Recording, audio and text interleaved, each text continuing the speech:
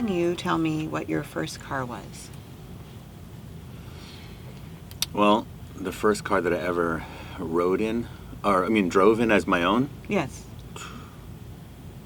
it was a Pontiac Grand Am. Really? Yeah, 1988. Wow. That was handed down to me from my brother. Okay. Yeah. How'd you feel about that car? It had a really good stereo. Yeah. It actually had two separate levers, one for bass and one for treble. Oh. Can you imagine? That's how rockin' I was. What color was it? Black. A black one. Yeah. Nice. With fat racing tires. You didn't have a need for a car growing up in the Bronx. Right? Yeah. It was a liability at that point, huh? There's no need because you're riding the subways or the bus most of the time. Right. Except for the times where several times where I walked out and there'd be someone sitting in my car trying to, hotwire it. Jacket. Oh. Yeah. That was crazy. I just remember chasing these two guys down the street. I was like 18 years old and chased them half, but I was catching up to them until they pulled out a gun and then I stopped running. Oh, yeah. Yeah. That was good. You stopped running then. Yeah. Yeah. I was like, it's all right. Take the car. Sorry to bother you with chasing you. They took the Grand Am? No, because I chased them. Right. So, I see. They yeah. jumped out. But they were trying to take the Well, I Grand Am, remember yeah. going up to the car, just getting ready to go somewhere, and the key was going in the door lock. Remember, there were keys? Yeah. And I Once upon saw a someone time. sitting there. Mm-hmm. And two people, kind of like moving really fast. But I didn't pay attention to that part. I thought I backed up because thinking this must be not my car. Mm-hmm. You've done that, right? Have you ever done that? Yeah. So I was like, oh, it must not be my car. And then as I was backing up, they like scurried out the other side. Ooh. They got scared. And it was like slow motion. Yeah, right, exactly. And then I realized what was happening. And then the Bronx kicked in me, and then I started chasing them. Right. Then I saw the gun, and the other Bronx kicked in me, which was don't chase anyone with a gun. Don't be an idiot. Exactly. Yeah. Yeah. There's And two you're still sides here of the Bronx. today. One is kick their ass, the other two is don't be an idiot. Right. Well, So I said I need to do something that is less dangerous in my life. Why don't I channel spirits? yeah. Well, we're going to get into that, but first, I'm Laura Cathcart Robbins. This is the only one in the room, but I am never the only one in this room because, as usual, my boyfriend, producer, and co-host Scott Slaughter, who I call Hun, is here as well. Hi, honey. Hey, honey. So, Hun, do you know what I'm thinking about right now? Dangerous question. No, I don't. I mean, okay, wait. Sorry about that. I totally got off. Go ahead and try that again, honey. Do you know what I'm thinking about right now? I think you're wondering about psychic powers. Okay, wait. Okay, I'm totally off. Do you have what I... Maybe not. Go ahead and... Okay, let's start again. Okay. You know what I'm thinking? No. I know. No, look, I We're want to trying make get sure you Riz to have relax. it. He's got a smile. Go ahead, honey. I think I'm Okay, there. okay. All right. Hun, do you know what I'm thinking about right now? What, honey? No, I mean, do you really know what I'm thinking? Like, can you actually get into my mind and tell me what my thoughts are? Okay, you're thinking about psychic powers? Oh my God, that's amazing. Yeah. I was thinking about psychic powers. What do you think about that kind of thing, hun? You know, honey, I'm really open to all kind of an intuitive awareness. I think it goes in line with emotional intelligence, but I feel like it can cross the line really quick and I can get into skepticism. But I'm always curious. All right. Well, with that,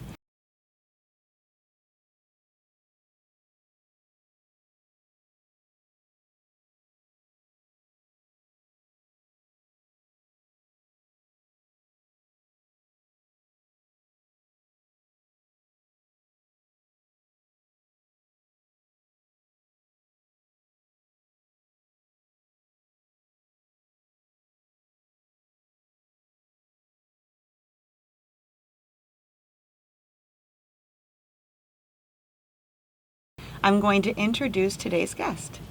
Riz Mirza is an internationally known master full trance channel, psychic, medium, shaman, and spiritual teacher.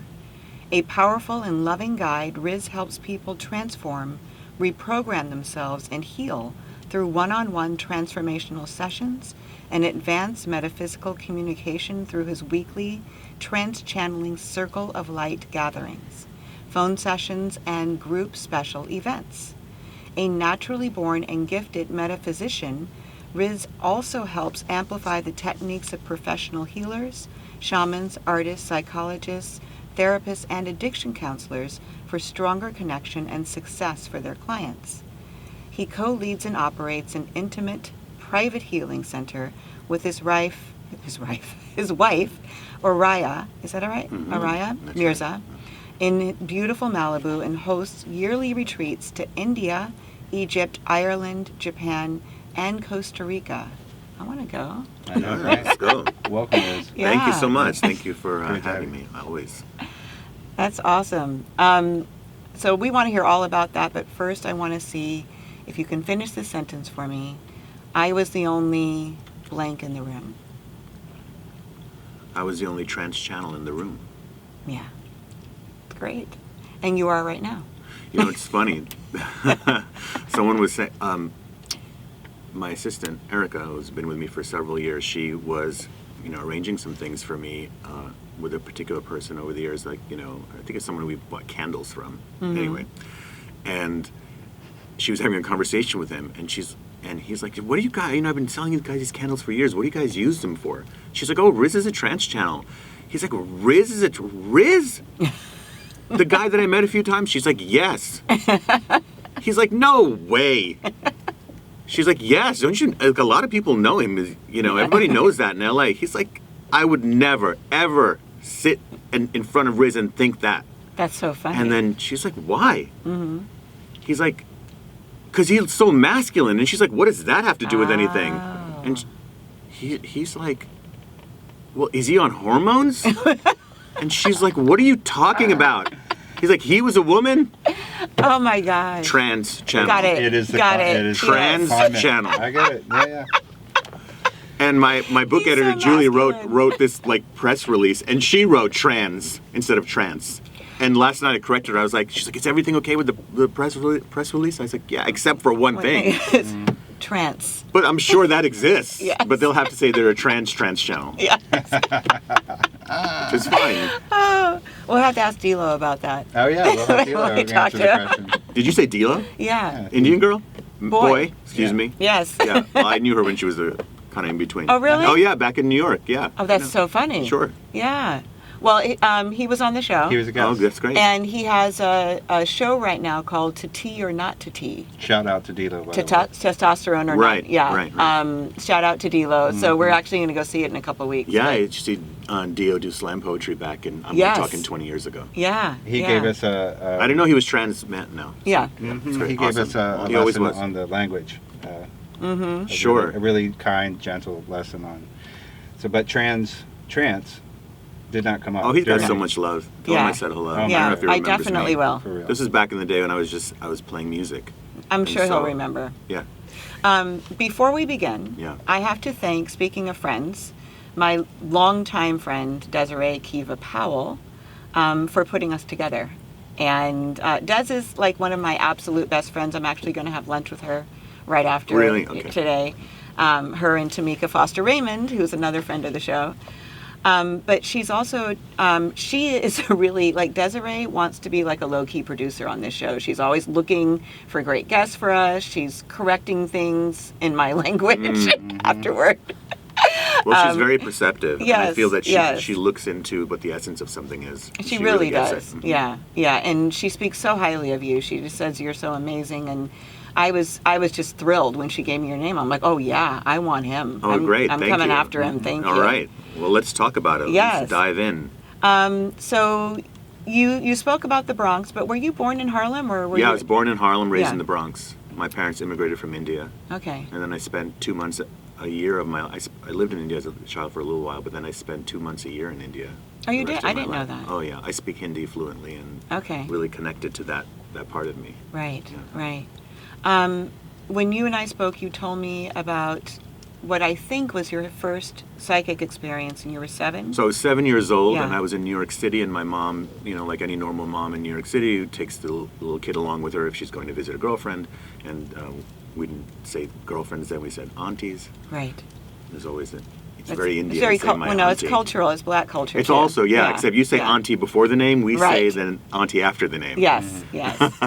That's funny. Isn't that funny? So I remember being there, and there was no other kid to play with there, so I was just hanging around as she was speaking to her, and I remember looking at this sofa and have a very, it wasn't even a strange feeling because I didn't know it to be strange. And I remember blurting out, I said, an old man died on that couch. I just said it out loud in the middle of her conversation and tea. And then they both kind of stopped. And my mom gave me a look of, that was weird, what's wrong with you, or why are you saying nonsense? And the auntie said, hold on. She's like, my father died on that couch 3 months ago. Wow. And that's when she asked me, do you see him? And I said, no, I don't see him, I just know it. And I remember saying something like, he's okay. And that was the extent of it. It wasn't spoken about after we left. And that was it. So you didn't see him, but you just knew, like... Yeah, I just knew. Did you have an idea of what he looked like in your mind? No. No. It was sort of like a feeling of, the only way I can explain it to you is, I would know if a cat is next to me if my eyes were closed, and I would know if a horse was next to me if my eyes were closed. Right. Energetically. Yeah. I mean, we all could probably do that. Sure, yeah. So that's the only best way that I can communicate that to you is how I felt. Like, I know that happened. And so, there was no filter. I was 7 years old, so I just blurted it out. Yeah. What was your parents' reaction to that? My mom didn't even talk about it. No. Which is interesting, right? Because Indian culture has a very strong history of the idea of metaphysics, reincarnation, gurus, teaching, sharing wisdom in that way that is beyond what we call the known reality. Right. So I was, looking back, I'm surprised they didn't talk about it. Yeah. Not that they were not open to it, but it was like not in our family kind of thing. Yeah. My dad was a lawyer, so it wasn't like part of his makeup in that sense. Were they religious, your parents? No, it was. My parents were. My mom was Sufi, so everything was about the poetry and peace, and you might say that was very, very spiritual, right? But I didn't grow up with that concept of having to be any particular religion. But what's interesting is that, and I would have really loved to explore and know what your questions are about how psychic phenomenon happens to a person and what even is it? Yeah. Yeah. Well, I want to talk about that. I just want to kind of see a little bit more of, so you're 7 and you've had this vision or this sense that this has happened. You know it like you know anything, right? Right. And it's not really acknowledged by your family. No. What happens next to... Do you have another psychic experience? So the other experiences were we had moved into a house. It was really funny because it was in the Bronx and there was one house and there was just the projects and then this old house from like 80 years ago. And so my parents got the house. And I was known as the Indian kid who lived in the house. There was only one house. And I was afraid to go up into the attic or the basement. And my parents thought he's just watching too many American movies and he's a scaredy cat, and how come your brothers aren't afraid to go up into the attic? Yeah. And I would say, I feel like people are watching me when I go up there. And they really just thought he's watching too much Scooby-Doo. You had 2 brothers? I had 2 brothers, Okay. yeah, and 2 older brothers. And so literally they thought I was watching too much Scooby-Doo. Which Scooby-Doo I probably was scary. I still watch Scooby-Doo anyway. And so I probably still watch too much Scooby-Doo. Yeah. And that was just a feeling. And I really had feelings. It wasn't just afraid because I saw some movie. I honestly didn't even see many scary movies. It was the feeling that there were other people in the room. And I was the only trance channel in the room. Got it. Ba-dum-bum. Yeah. So you kind of carry this with you secretly then? I did. Yeah. Now, I also thought that this wasn't unusual. So it's hard to describe because you're keeping it inside, and at the same time, you don't find it unusual. I think the part of me that had any kind of awareness as a being, if you want to call it emotional intelligence maybe, was that I knew that it wasn't time to talk about it, and that they weren't going to understand. But I was very sensitive to everyone else in my family, their emotional needs. I could sense them very, very strongly. And I would say things at key times. My dad... up until the day that he transitioned, he said, when you were 4 or 5, I used to ask you for advice. And I don't remember any of this. No. He said to me, I would ask you if we should do this, or I should try to put my job this way, and he said you would tell me. So he kind of intuitively knew to go to you? Yeah. That's I wish he was still interesting. here to tell you guys a story rather than you guys hearing it from me, but really that's what he would say. Oh. And that's it. Has anybody else that's in your family expressed that they have this type of ability? No one. I wish I had the psychic grandmother story. That would be really great. Yeah, I don't yeah. have that. I was kind of hoping for that. I know. I wish. Maybe some grandmother will adopt me and tell me psychic stories. But I was a kid at the lunch table that people would come up to me. I went to the High School of Performing Arts in New York City. Okay. And I was an artist. And I was the guy at the lunch table that they would say, hey, I want to ask her out. What do you think? Oh, and I would okay. I would say, don't do it. Like, when she smiles at me every day, I'm like, she's laughing at you. They're like, no, she likes me. I'm like, I'm going to ask her out. I'm like, don't do it. So you were an asset. Yeah. Yeah. I was going to ask you, how was it being a teenager with these abilities? That's what Yeah. it was just, I gave good advice. Mm-hmm. That's how my friends saw me. Yeah. But then a very interesting thing happened. In my junior or senior year, this thing started happening where I would say people's birthdays whom I just met. Not the month, the actual day. And, like I would say, oh, June 23rd, and it would be like, who told you that? Yeah. Yeah. But that was the extent. I couldn't do anything else. It was just That's pretty right It was on. like a party. It was like a party trick. Why? Are you June 23rd? No. So, but you weren't trying to do that either. It just No. popped into your head, and so it would just come out of your mouth. Yeah. Okay. Then you're not a teenager anymore. You're a young adult, and you get jobs Singing in a band. Singing in a band. Singing in heavy metal bands. Okay. And screaming my lungs out.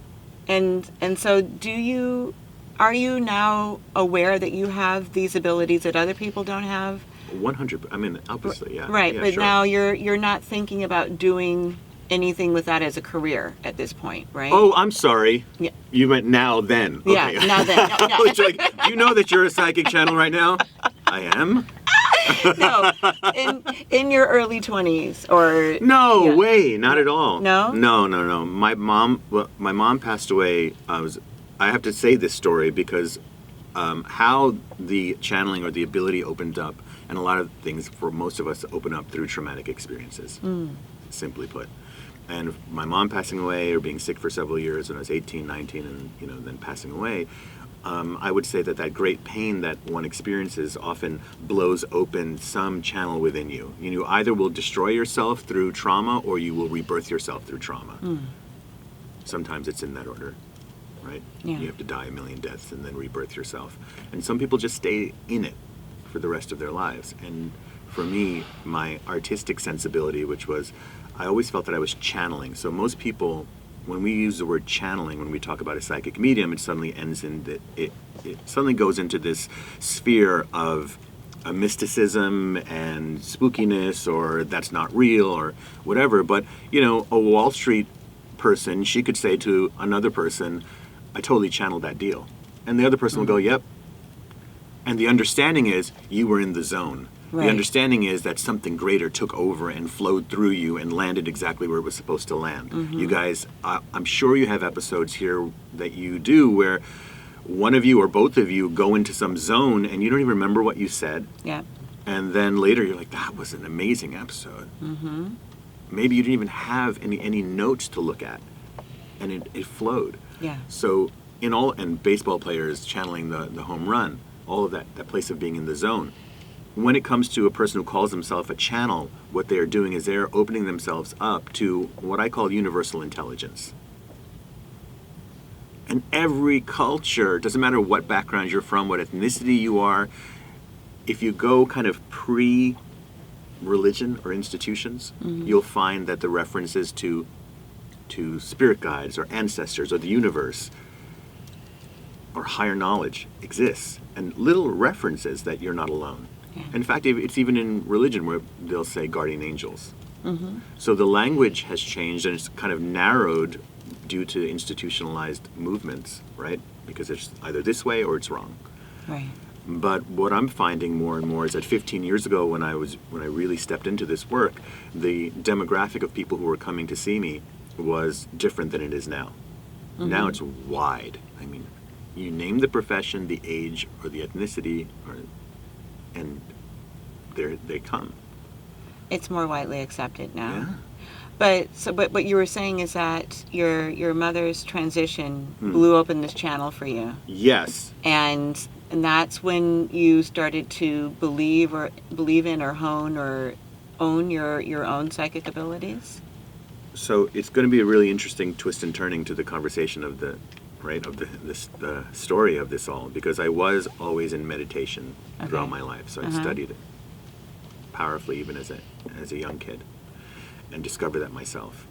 And then when my mom transitioned, the channel that it blew open was the channel to just living life. It wasn't still not the psychic channel. It was still sending me down the road, the rabbit hole of sadness and fear mixed with ambition, which who hasn't had that, right?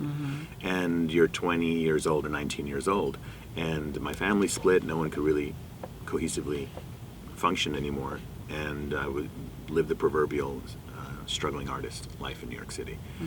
And then as you try to accomplish all of that artistically, you have to do a lot of soul searching, and anyone who does anything creative knows that when you finally break through into that sweet spot of creativity, it's because you had some powerful breakthroughs. Yeah. And for me, the breakthroughs were just trying to understand pain and not going to drugs or alcohol or what I considered anything destructive at the time. So through all that, someone said to me, "Hey, you want to go to something tonight? There's this guy, he's a channeler. And you can ask about your band and see if you guys are going to get a record deal, and you can ask about that girl that you're dating." Yeah. I was like, and he's like, it's like really deep. I said, "Oh, I'm in." And it's tonight? And they're like, "Yeah, it's tonight." So let's go. And so I went, and there was a gentleman in the Upper West Side of New York who was older, probably 60 at the time. Yeah. And I went in, paid my $30 or whatever it was, and sat down, and he began to channel. And he didn't know me from anybody. And I could see there were other people in the room that didn't really know, were the first time. I saw people had been here several times before. And it was amazing. And he kind of went into the trance. And his voice kind of changed, and all of his mannerisms changed. And listen, I'm a New Yorker. I watch everything like a hawk. Yeah. And I went to theater school, and I went to, I studied music, and I'm a painter, and so I look at details. And I remember staring at him as he was, quote unquote, doing this other voice. And I said to myself, within 5 minutes, I said, either this is the greatest actor I've ever seen, like forget Daniel Day-Lewis, forget everybody, but this is the greatest actor I've ever seen, or this shit is real. Because, and then when I thought the shit was real was because when he began to give messages to people I obviously were in the elevator with me, and they start getting emotionally stirred. And everything that was coming out was so perfect. The cadence, the diction, the language, the choice of words, the insights, the perspectives. I went, this is the best thing I've ever heard. This is like the highest knowledge I've ever read anywhere. And I had read a lot of books, and I grew up with Indian spirituality, and I was like, this is it for me. And then when everybody got these great supportive messages, and then they got to me, and they just tore into me. Oh. The spirit guides were like, "You did everything wrong." What? Are you serious? Like, oh yeah. Oh yeah. And I was like, Were you disappointed? Were you like, yeah. Because you had just. I was bought in? expecting the greatest thing to happen. And nope. They kind of scolded me. And they were saying vague references to, "You're going to bring the message where it needs to go." That was the nicest thing they said to me. But of course, because I was singing in a band, I thought that's what this guy's pretty good. Right. Yeah, okay, yeah. Like, you'll bring it to the people, and you'll be in front of them. And I was like, yeah, I will. This guy's pretty good. Right. If they tell you something you like, then they're pretty good. They're good. Right. Well, that's how it always goes, right? Oh man, I'm trying to change that. So you became a believer. 100%. Yeah. But I felt scolded, so every once in a while I would go back and sit in the back. And almost 8 times out of 10, I would get a scolding. Interesting. And I didn't understand it, but the information was really insightful. Uh-huh. So I would go. And it was helping me and helping me and helping me. And then one of the messages I got, one of the first messages I got was that I would end up doing what he was doing. And at that point, I went, yeah, oh, come on. Like, I liked everything until I heard that. First of all, I didn't have any interest in it. Secondly, that's not what I want to do professionally. Yeah. I'm over here busting my ass, singing and, doing all of those things. And why would you say that? He told me I would live in California. And Oh, this was in New York? yeah, it's all in New York. Okay. Oh, all right. sorry. This is Yeah. all in New York. Yeah. So, I went, okay. So I didn't listen to those messages for about 9 years. And imagine someone's telling you something for 9 years, and you're not doing anything about it. And then... Well, telling you truth. Telling me truth that Yeah. I don't have any verification of. But the one thing that they did say was, you can do this, or like, you have some ability. And I hadn't heard that in 20 years. How do they know that one? Because I've never told anyone. Yeah. And oh God, okay, maybe there's some truth to that. But who wants to grow up and be a trance? Maybe now people want to grow up and be a trance channel, but nobody would want to do that because it was just didn't make any sense. So what it took was my brother passed away, and that was a sudden death. He was only 41, and that was probably pretty much the most devastating thing that could ever happen to me personally, because he was my hero. He was everything to me. And I think when a sibling passes away, it's really it's more of an impact on your own sense of mortality than even when a parent, because you... Absolutely. Yeah. So that happened. And that's what blew the channel open 9 months later, because I went into a deep depression for 9 months. And this is still in New York. New York is not a good place to be depressed. If you're going to be depressed, be somewhere where you can go to the beach at least. Just get on a train, do whatever you have to do. Yeah. So that was a good 9 months of depression. I call it 9 months of me being in the womb to rebirth myself. Mm-hmm. And I came out of it, I started getting... Listen, I wasn't expecting that to happen after 9 months of depression. All I know is I would be sitting on the subway and I would want to turn to the person, next to me and be like, you need to... There's an Alan, you have someone named Alan next to you or whatever would come to me. And I would just do it because I was so depressed I didn't care anyway. Wait, you would start doing that on the subway? Yeah, I was like, with people? I was like, can I tell you something? And in New York, you're used to anything happening to you. Yeah. But I don't know how I phrased it, but I would just try and say the message. And the person would say, yeah, Alan's my brother. Right, right. And talk to him. I'm like, you should call him. And there's probably people in New York who have these stories that they tell someone that there was this guy, this Indian guy who told me these things.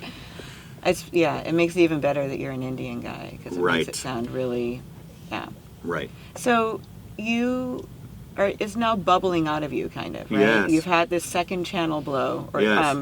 Second blow that opened up my channel. Mm-hmm. And now it's bubbling out of you. You can't contain it. I went back to the channel. His name is Alex Murray in New York. And I went back and told him. And he said, well, Riz, if you hang around the barbershop long enough, sooner or later you're going to get a haircut. Yes. And you know that one? I had never heard that one. Yeah. It's something they say in recovery a lot. Do they? About like going to a bar. Okay, so Yeah. that's what happened. And he gave me some tips, and that was it. And it just started to flow. And it was more like psychic messages. There wasn't any channeling going on. And then within literally 6-7 months, I started to feel like, whoa, I want to say something in a voice that's not my own. Right. But it was so, forget all the movies and stuff about whatever people call demonic entities. It's nothing like that at all. It was really just about like wise teachers were speaking through. Mm-hmm. And I knew it because there was no dogma. There was no this is right and this is wrong and these people are good and those people are bad. Yeah. I always analyze something, any philosophy, to see if you're making anybody wrong. Mm-hmm. If you're making somebody wrong in your philosophy, I'm pretty much out now. Yeah. Mm-hmm. Yeah. Not that I won't listen, but I'm just saying I'm out of that flow. Because I don't really believe in that. It doesn't make any sense. So 15 years ago, you make this your vocation, your full-time vocation? No, I was still trying to do all my artistic abilities. Okay. because I was good. Yeah. So why should I stop? Yeah. Yeah. But it was really interesting, and I was I got into a theater company, and I was doing that, and it was really weird because it's like the I don't know, I think it was Beyonce who said, "Don't scroll down." Mm-hmm. Yes. Yes. Everybody's got an opinion. What do I care about Yeah. somebody's opinion? Yeah. It's I mean, why? Right. It's bizarre to me. Yeah. Yeah. So I don't give my opinion back because I would say to that person who's criticizing, even me if they're criticizing, I was like, why do you care about even my opinion about you? Even if I tell you this is ridiculous, Right. what's the point of that? You're just matching their energy. Yeah. So you don't You give know. the haters any energy. You know what I think? I think that if Jesus or Buddha or Mother Teresa opened up a Facebook page, when they came back, you know how much hate they'd get? They'd be like to Jesus, where were you during that time? Right. That's great. Buddha, Yeah. we're supposed to watch what we eat now, like, Right. like what kind of example are you setting? That's what I tell people, like, do you doubt that? Some people will call Jesus the Antichrist. Some people Right. call Buddha, say you're definitely not the real Buddha because Buddha would never do this. Yes. So what I say is that if they don't stand a chance of having everybody like them, then neither do you. Right. Right. What chance do we have? I like that. I wanted to ask you about boundaries. Can you read people? So you can read anybody. Let me rephrase. It's back to sitting in the subway car. Right. You pick up things from people. Do you ever get the sense that somebody doesn't want to be read, and then you can respect that, or do you? 100%. Yeah? I don't do that unless a person. I would always ask. Yeah. Yeah. And are there people that I can't read? I like to first of all say, what does it mean to read a person? Yeah. Tell me. I'm not that. reading their body language. I'm not reading their mind. I'm not reading their face. It has nothing to do with that. In fact, half the people I read, I never even see because they're on the phone. What I'm receiving is just whatever I receive about this, wherever I'm sitting at that moment. And sometimes the message, if I was to read everybody in the room, for you, it would be names, dates, and places of things, and you're like, oh my god, wow, yeah, this, that, oh, that's my friend, that's my dog, that was my best friend, whatever. It could be that, just that, and then I might move over to you over there and say, I'm only just talking about what's going on emotionally. Yeah. So readings are not just about names, dates, and places and going, oh wow, how did you know that? That information that's very black and white in a sense. Yeah. My work is to go in there. So I know you were giving a for instance with Christina Barcy, who's our executive producer, and Gogo, who's one of our interns. Yeah. But when you walked in this room, there are four of us here. There's Daniel, the engineer. There's Right. Scott and I. There's Christina. There's Gogo. Right. Did you pick up on stuff from us? So the way it goes is that let's say that I am really good at testing perfumes. The people have that job, right? So that person would walk into a room where everyone's wearing a different perfume, and while they're saying hello, they, in the back of their mind, they know, yeah, everybody's wearing a different perfume in this Right. in this room. But they're not trying to go, let me focus in on what Yeah, Laura's yeah. is. Oh, yeah, Right. she's got a little jasmine thing going on. No, that's what I would have to do. I'd have to stop. I'd have Right. to pause a little bit. Okay. So it's not, I've heard some psychics say they're overwhelmed with messages for people. Maybe they like that idea. So psychic, Yeah, trance channeler, yeah. and shaman. Can you tell And me? medium. And medium. But can you tell me what a shaman is and what you do? There are people when who, you're- there's traditional views of what traditional shamanism is, which is it's passed down from a lineage, or you grew up in a tribe, or all of those things. I'm not into anything traditional at all. For me, a shaman is a person who takes you from one place that doesn't feel so good and brings you into a better feeling place. And whatever techniques, you guys are shamans right here and now. And then you have people who are shamans who are selling fruit, and that's their work in a bakery, but you feel better after than when you first came in. And that's how I see shamanism in the so-called modern world. Right. Of course, there's traditional shamanism in indigenous cultures. So how do I consider myself that? My information comes from my guides. My information comes from my own experiences. And how I see a shaman is one who helps you transform into the version of yourself that is waiting to come out. And you do this by taking people through guided experiences? I guide them through experiences where we spend a day in meditation. And going into something like that, what I tell people and what I work with them on is, look, we're going to go into places that is going to feel like we're taking your carburetor apart. We're going to go under the hood. And when I'm doing that, there's a lot of, it's like guided self-examination, which is what personal training is. You know, when you go to the gym, you guys can work out yourself and get a good workout in, but if a personal trainer trains you, then you're doing 10 extra reps. You're going to have perfect form. You're not going to get away with anything. You're going to look at your own form and self-examine in a way that's more powerful when there's somebody there who's watching every way that you do it. Yeah. And so that's what I feel a shaman does, is really gets to know what your process has been so far and then to help align you in that way. Okay. That's cool. And this with words. Yeah. I think in Los Angeles, having a shaman is almost as common as having a therapist or a trainer. Yeah. Like, I hear people say that a lot, and I haven't had that experience yet, so I was just curious. You have a list of people that you channel on your website. At the top of it is Red Eagle. Yep. Can you tell me about Red Eagle? So Red Eagle is the spirit guide that I channel the most, and we self-published a book. Well, kind of self-published. Actually, it was with a publisher, but a small publisher some years ago called Red Eagle Speaks. There's a new Red Eagle book next year coming out. And how do you explain a spirit guide to people? Well, they're just teachers who are from an unseen reality. You don't see it with your eyes. And they are conveying messages, and he's the one who gives messages over and over again at the Circle of Light. I always tell people you get 2 Indians for the price of 1. Right? Because I'm dot, not feather, right. as they say, or dot com. Yeah. So I didn't really have any interest in like Native American culture per se. I'm not like promoting Native American culture or anything. It's just there's a guide. One of the guides I channel is Native American in one of his lifetimes, and that's the way he comes through. And I really listen to what is the message.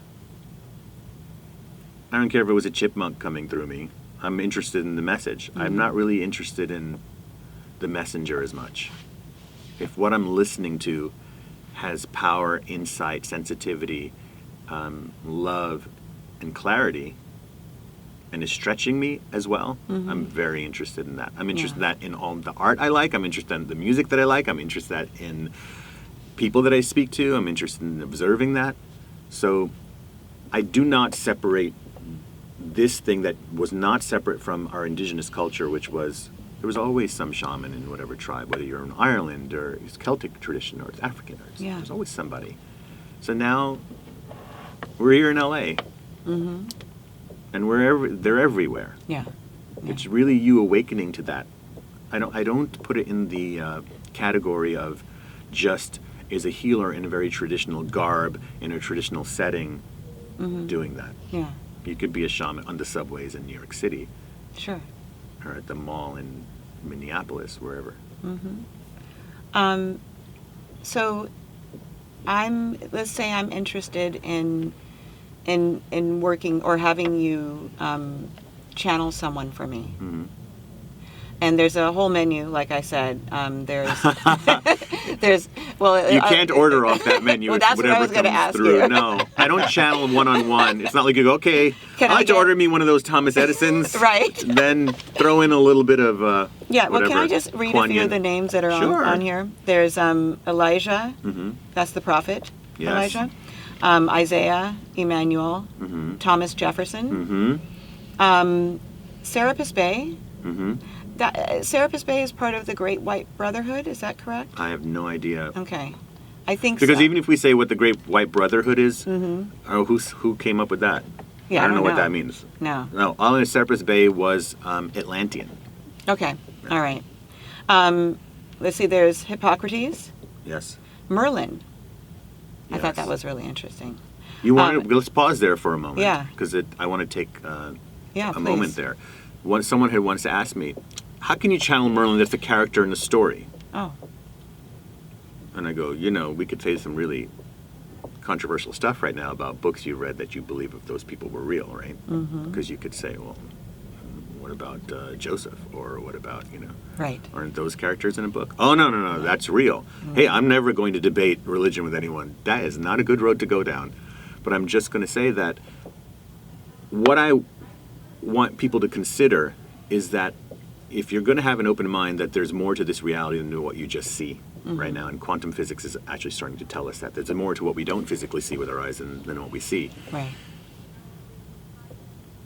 Who's to say Merlin isn't a spirit guide that has been around for 100,000 years and decided I'm going to speak to that writer, and you're going to show my magic through a story, quote unquote, that you're going to write.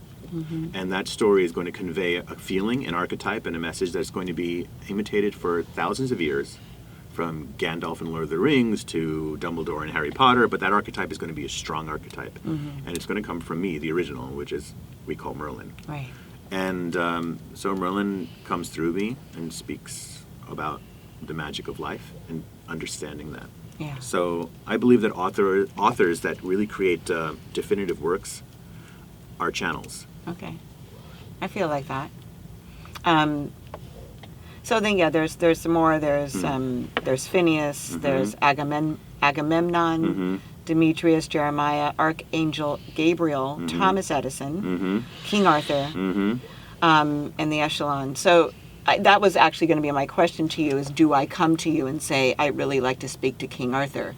That's not how that works. No, because I don't channel for people one-on-one. Right. It's a very energy-intensive process, and not something that I would do on a schedule, like in a session. Like on demand. No, Yeah. I don't do that. Okay. I only do it at the Circle of Light or large gatherings, and then my readings are just me as the way I'm speaking to you now. Yeah.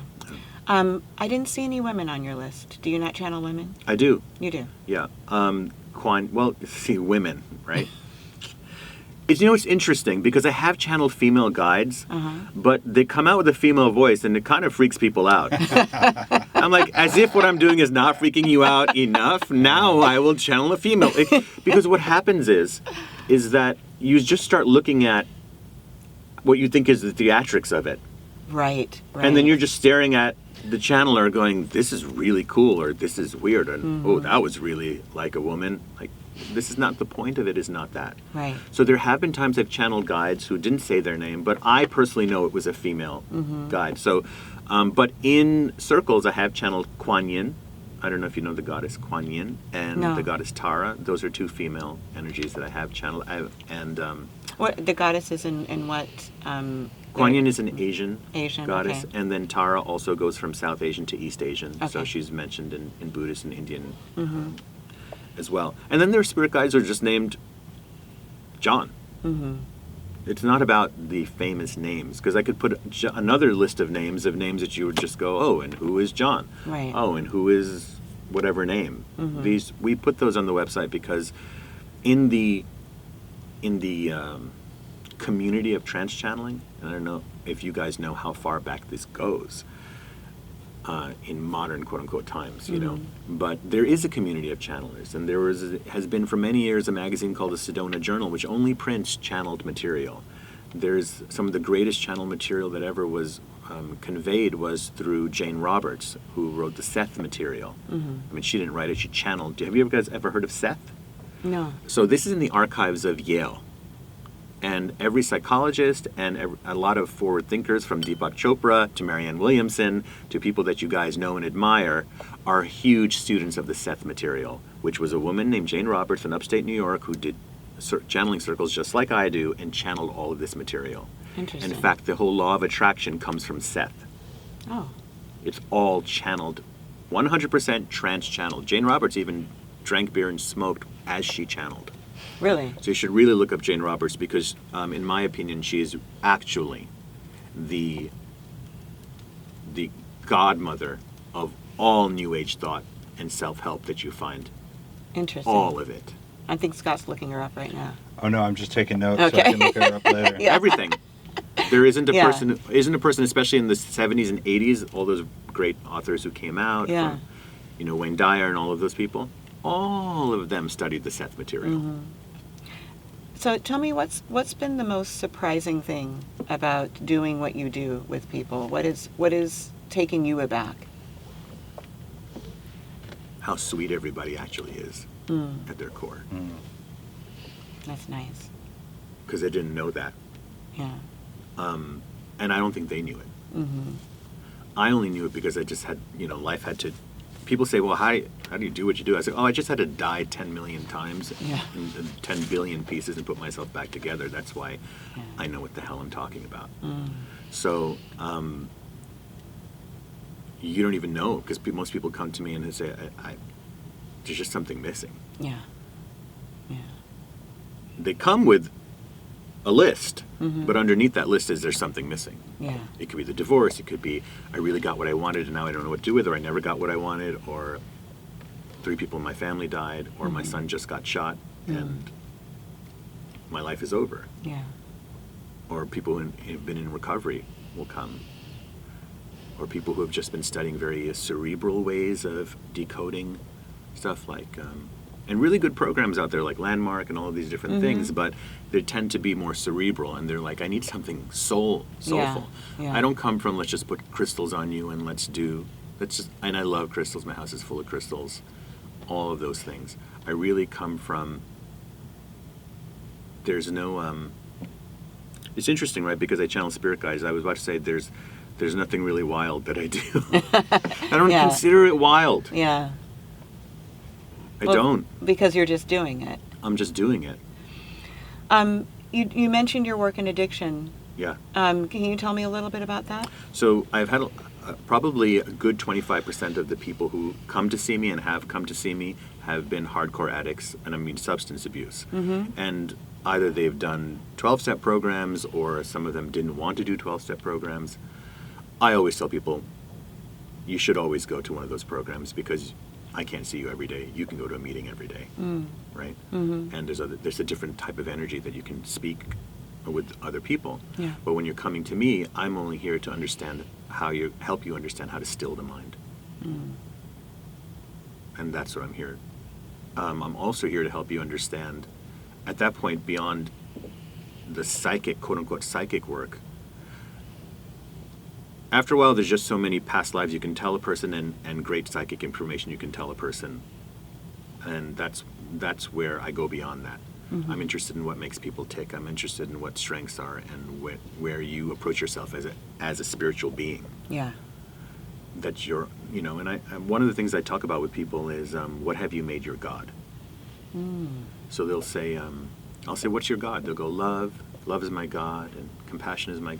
So your God is actually the thing that tends to rule all of your decisions. Yes. It's the underlying current from your day. The underlying emotion that's running through your day is actually what is ruling you. It's what's happening way down at the core. So when you start to explore that idea, then you start to maybe think that your God has been worry. Or your God has been fear, or your God has been isolation, or your God has been judgment or skepticism, or any of those things. And then you start to really see what fuel you have been using. Because you'll say, well, why does this keep happening? And it's like, because you've made that your God. Right. And if love was your God, I don't know what it's supposed to look like. I'm not the authority of what it's supposed to look like, but you yourself would know it. So once you identify what your actual God is, rather than the proverbial all-beneficent, merciful God, deity that maybe you believe exists, we all have our personal beliefs about that. I think what actually affects your life more is, what have you made your God? What emotion have you made your God? And that becomes a core belief that informs everything that you do, that makes you decide, that literally makes you decide how you react. Yeah, I absolutely believe that. And it's something that Scott and I talk about a lot. Well, not a lot, but we go back to it. It's challenging with addiction, isn't it? To talk is. about it, because it's, the steps have saved so many lives, and at the same time, as we're understanding, let's say something like alcoholism, where we believe that once you're an alcoholic for life. And that's a very powerful belief that has been instilled in people. Mm-hmm. It's not something I believe. I don't believe that. I don't put it in a different category. I don't believe that if you were a liar 12 years ago and you haven't told a lie in 12 years that you're still a liar. Mm-hmm. Even if you have the compulsion to lie, but you're not lying, doesn't Right. mean you're a liar. And people say, well, this is totally different. Substance abuse is a totally different beast. And I say, well, the beast is not the substance. The beast is the compulsion. Mm-hmm. That's the beast. I come from a background metaphysically that you have control or influence over the cells of your body, and that you can even change things in your body. And great gurus have shown you the control they have over their body. Tests have been done. I even had some tests done recently with a neurologist, by the way, that I'm going to post soon, where they put the the diodes on my head, Yeah. and they wanted to see like what happens in my brain activity when I channel. So I would channel with the diodes on my head, Yeah. and the neurologist, isn't going to make any spiritual statement about what he thinks is happening. He's just going to observe the brainwave patterns. And he's just going to give you the technical, hey, this is what happened when he did the thing he says he does. Right. So in 30 seconds, I entered into a brainwave state that you're only supposed to be able to get into in 4 hours of sleep. Ah. But someone would say, well, but he's narcoleptic. No, but he wasn't sleeping. Mm-hmm. How is he able to have that brainwave state in 30 seconds? It's pretty impossible to do. Yeah. I'm not saying I'm a master meditation person. I'm just saying that I have an ability to do that. Mm-hmm. And that's what it looks like scientifically. Right. Now, whether a person believes I'm channeling spirit guides or not, first of all, I don't care. Yeah. Second of all, I do believe that technology as is invented begins to validate for some portion of the people that something exists. Mm-hmm. Period. So maybe after I'm gone and all of us are gone and it's been 2 generations, it's 300 years from now, someone will develop a camera and puts it on the channeler and goes, holy shit, there was a light that went through that guy's head. Right. Right. Right when he was going to the so-called channeling. And we go, what was that light? And then maybe 100 years later, there'll be another camera that can go and look, and maybe there'll be a face of a spirit guide in that light. What are you kidding? What, you think you could have predicted this iPhone in Abraham Lincoln's time? Right. No. Absolutely not. You wouldn't even know where to begin. And that would be proof, but there are so many people who don't need that type of proof. They don't anyway. need that type Yeah. of proof. Look, I've had readings where the person said something. There's no way they could have known. Yeah. And I've done that thousands of times. So you gotta, what this day and age teaches us with the internet and comments is, there are people going to love you, people don't understand, people are going to hate it. It's up to you. Is that really part of what your mission is to, Yeah. you just focus on what you do and do it that feels good to you with your own integrity. One last question before Yeah. we get to the Dear Laura. Oh, How many people come to you looking for the love of their life, looking to be connected to another person and wondering where he is or she is and what they're doing wrong? I would say pretty much everyone who's single. Yeah. Which is probably 50%, right? Right. There are times where I can literally see, it's going to come through this person who works at this, car dealership. Oh, my girlfriend's husband works at a car dealership. Right. I'm that's all I know. That's all I know. It's coming through that person. Right. And then there are times where they will get in touch with me 2 years later and say, remember me, but Yeah. and it happened. Wow. Now, I didn't know the guy's name, or sometimes I'll know the person's name, sometimes I'll know the name of the street they've lived on, you cannot, I don't know what the word is, quantify? I don't know. It's a science, but it's a science we're discovering. It's an art, but it's an art we're exploring. So it comes in weird ways. I remember giving a reading to someone way back in the day, and I kept thinking about frozen Twinkies. I was like, I'm going to get some Twinkies after this reading. I was sitting in the reading going, I need to get some Twinkies, and I'm going to freeze them. And I was like, why am I, Riz, focus, right? You're supposed to be giving this reading. And I kept thinking about it. And then something told me in the middle of it just to say frozen Twinkies. I was like, I just feel like saying the word frozen Twinkies. And I said it to the woman who was giving the reading. She burst into tears because her sister who passed away, that was like their code word for a joke all Shut the time. up. It was the code word for like a joke every time they're like Wow. frozen Twinkies. And I said it. And that was all she needed to hear. Like, she didn't need to hear the rest of the reading. It was like she got what she paid for. Absolutely. And that blew away 5 years of psychiatric therapy. Because she was like, oh, my sister's with me. Yes. I got it. Yeah. You said it. It was 2 words. Wow. And that's happened so many times. So now I just learn to say whatever. Yes. I go back to no filter. Mm-hmm. I mean, I have a little bit of a filter, right? Because you want to phrase the words correctly. But 7 years old, there was no filter. And here I am at 50 years old, no filter. Wonderful. So, yeah. All right. Thank you for that. And now we're going to do the letter from a friend of the show. It says, Dear Laura, I recently left my family and boyfriend and moved to a different city for a great job opportunity. At first it was exciting, but now I feel like I may have made a terrible mistake. I miss my kids, and my boyfriend and I broke up shortly after I moved here. At work, everyone else is local and spends time with their families on the weekend, and I feel like the only one in the room who has no one. I have been in financial fear for so long that this seemed like the perfect opportunity. But now I'm wondering if it was worth it. Did I make a huge mistake? So should we break that down? Yeah. Well, where I come from, the idea of mistake, that was a mistake. Meaning that is a mistake defined by because I got this result, now there's 0, there's nothing here for me. Because the goal is I have to get it right. And if I don't get it right, and right it looks like a very specific thing. Mm-hmm. Right means you have this, this, and this on your list. It gets checked off. If that list does not get checked off, it is not right. It is not blessed. And yet, every single one of us who's listening or is in this room right now knows that some of the so-called worst experiences, we got our life out of it. Yes. And if we had stayed in that bubble, we never, ever would have become who we are or know what we know. Mm-hmm. And so she had to go to that other city and to find out what to really confront what her power structures were. And for her, she thought money and survival was the biggest thing, and that money meant survival, therefore it meant happiness, and therefore she's validated her life. And now she's realizing it has only been about love the entire time.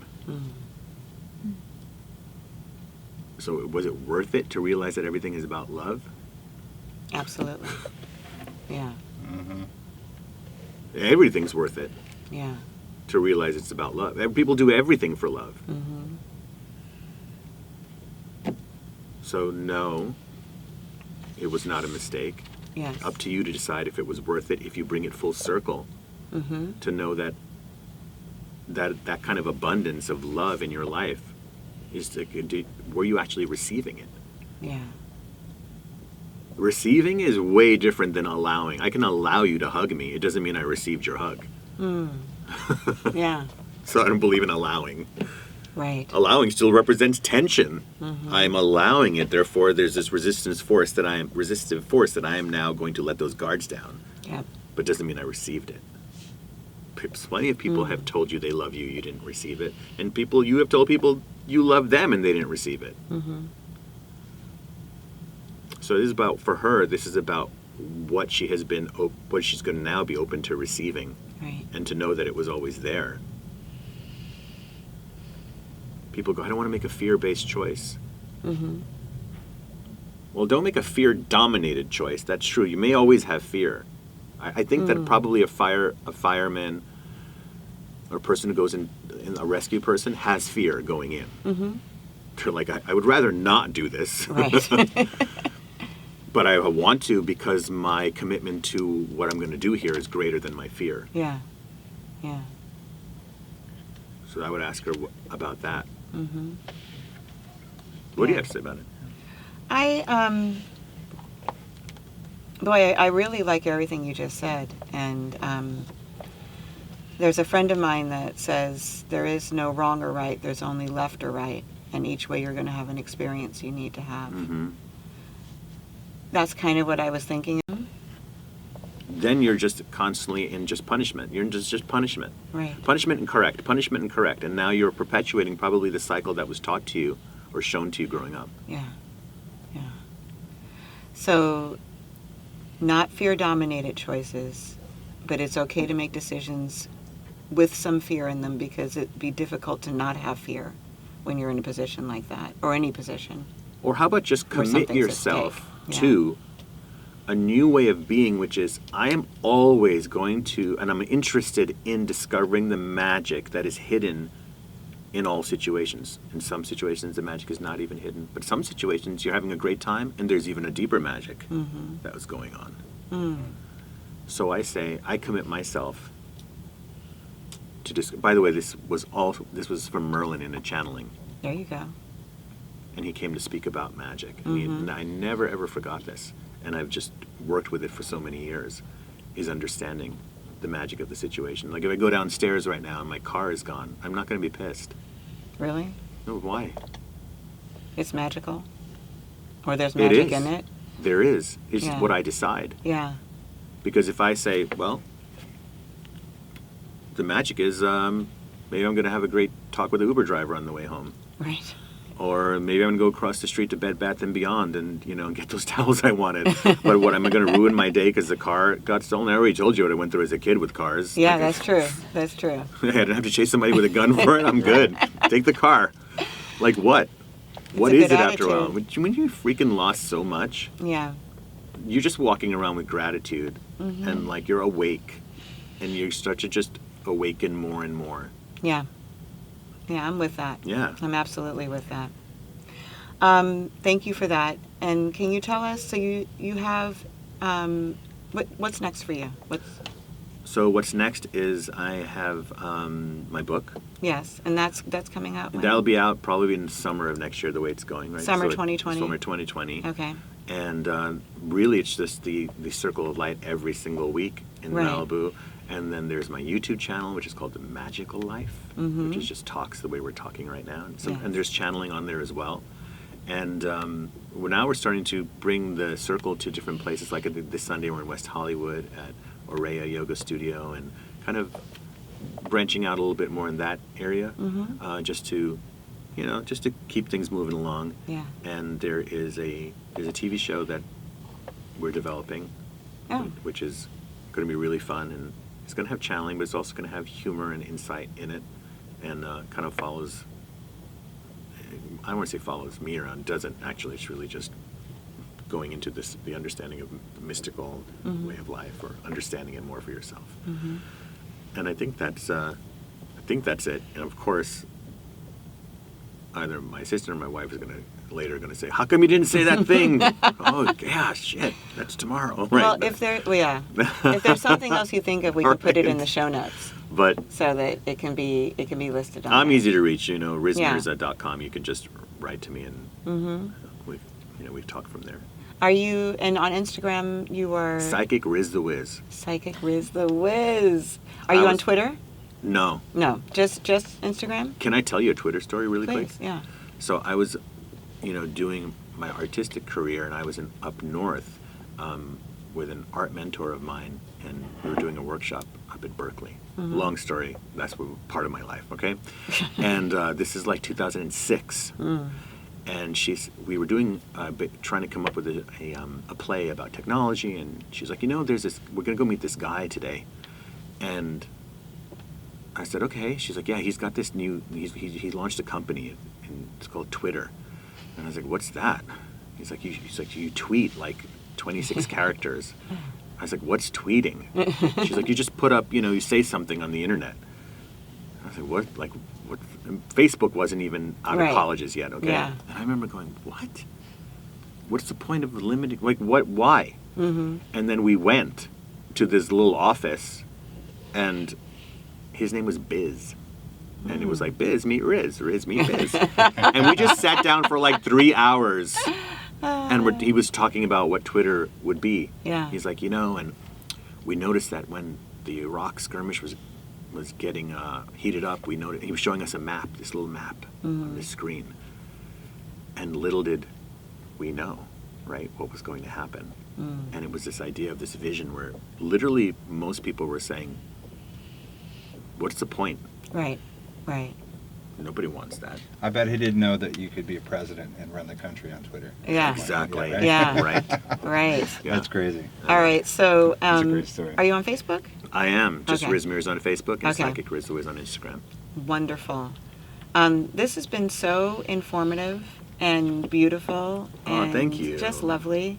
Thank you so much for coming. Yeah, man. I appreciate you. You really wear it well. I mean, Oh. the balance and the looseness is really, it makes it easy to hear. Thank you for coming out. Thank you. Yeah.